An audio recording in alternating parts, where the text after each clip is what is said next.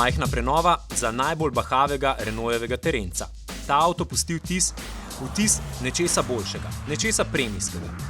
Vsekakor je Koleos že samo iz vidika dizajna veliko bolj poslovni avtomobil kot recimo tehnično soroden Nissan X-Trail, ki želi navdušiti še zlasti družine. Tudi po zaslugi 7 sedežev, ki v Koleosovi ponudbi niso na voljo. Zato pa se v Koleosu v drugi vrsti sedi imenitno. Po meri dolgih potovanj, prostora je v vse smeri zares veliko in prtljažnega prostora je z dobrimi 600 litri občutno več kot pri za razred manjšemu Kadžarju. Seveda pa je dejstvo, da Koleos svojih kupcev ne bo lovil z dodatnimi litri in centimetri, ampak s poslovno prefinjenostjo. In v avto za visoko družbo spada močan bahavi motor. In prenovljeni 2-litrski dizel ponuja 11 kW višjo moč, a v zrak izpusti manj škodljivih plinov.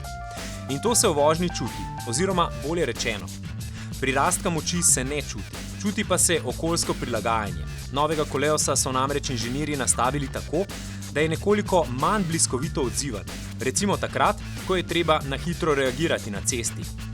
Tudi na prehitevanja se je pametno ustrezno prej pripraviti z ročnim določanjem prestave presenetljivo dobrodošlega brezstopenjskega CVT menjalnika. Torej, da bi avto tudi pri bolj realnem merjenju emisij in porabe po znanem VLTP-ju dosegal bolj sprejemljive vrednosti, so inženirji značaj avta nekoliko umirili.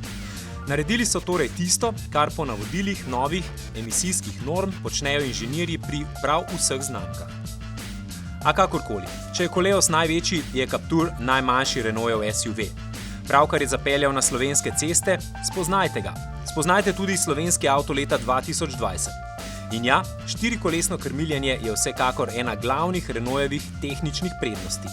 Zapodite se z nami v ovinke.